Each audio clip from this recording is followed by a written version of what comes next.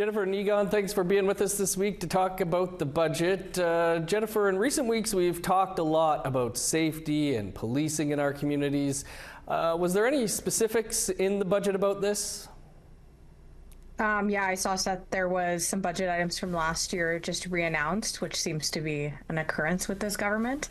But I did see APTN National Chief Cindy Woodhouse did come out and say that, you know, regardless of these announcements that are made year after year in the federal budget, without the introduction of that legislation, First Nations and Inuit policing program, communities are going to continue facing barriers and at risk of security issues as well. So although I'm sure communities do welcome those budget announcements, when you don't see concrete action in terms of getting that legislation on the order paper and then passed, there's really not much left to say about it. And you got another big thing, of course, was housing. The Liberals have earmarked less than $1 billion for Indigenous housing and infrastructure. That comes just days after the AFN was saying the gap is $350 billion for First Nations alone. Thoughts on the funding there for housing?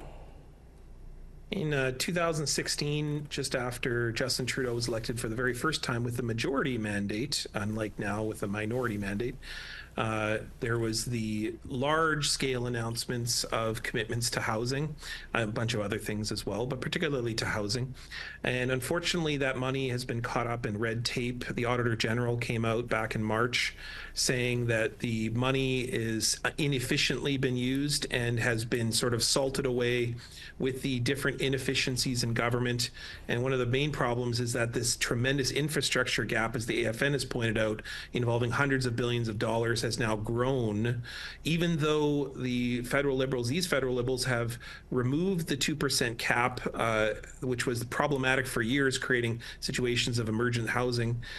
They've now increased the funding, but yet, oddly enough, the money isn't leaving the government, isn't getting to communities. And so the announcement of more money for housing in this budget is in many ways addressing some of the infrastructure gaps that AFN is talking about.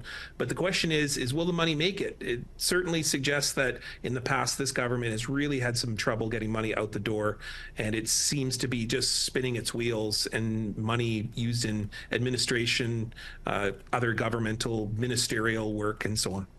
Jennifer, much has been made about the Deputy Premier and Prime Minister and Finance Minister making no mention of reconciliation or Indigenous peoples in Tuesday's budget.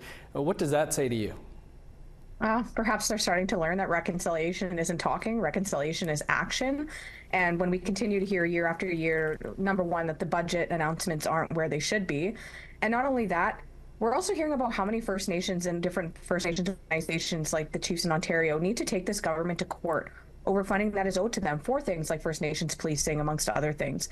That's an issue. And it just seems like no matter where we go, this government is having a really hard time working with the nations. And, you know, even like the carbon tax is one of the biggest conversations right now. And I heard it mentioned yesterday, somebody had said, why didn't they consult with the nations on this so that they could have alleviated some of the problems we're now hearing where, you know, there's a mix of wanting to advance environmental policies, which we should be doing, but also just the way that they're delivering it is not resonating with First Nations across the country. Consult, consult, consult. And that was one of the things that the Harper government did not do.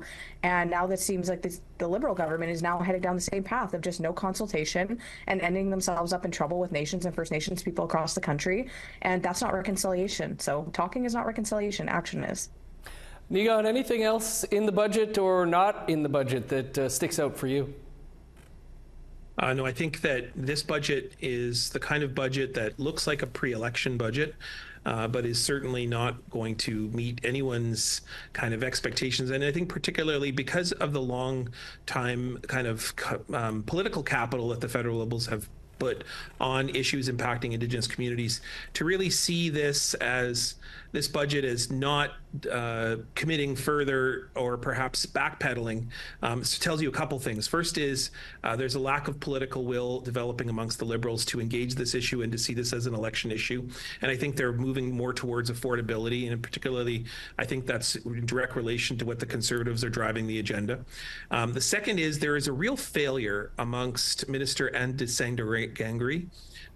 The Mark Miller, would not have let this happen. Mark Miller was at least in the process of engaging with First Nations much more regularly than what has been a real absence in the ministerial leadership within the Liberals at the moment. And then thirdly, I think that when we are in a position in which the government overall has lost faith, I think, in itself. And this budget has really indicated that there is a real fracturing within the Liberal Party of really where to go on this issue. I think Jennifer pointed out climate change is something that's been real fractured. I also think that Israel and the ways in which Jewish Canadians are being engaged or not engaged within this Liberal Party, there's real schisms that are developing within the Liberals, and we're seeing it played out on the impacts of the lack of attention to Indigenous issues.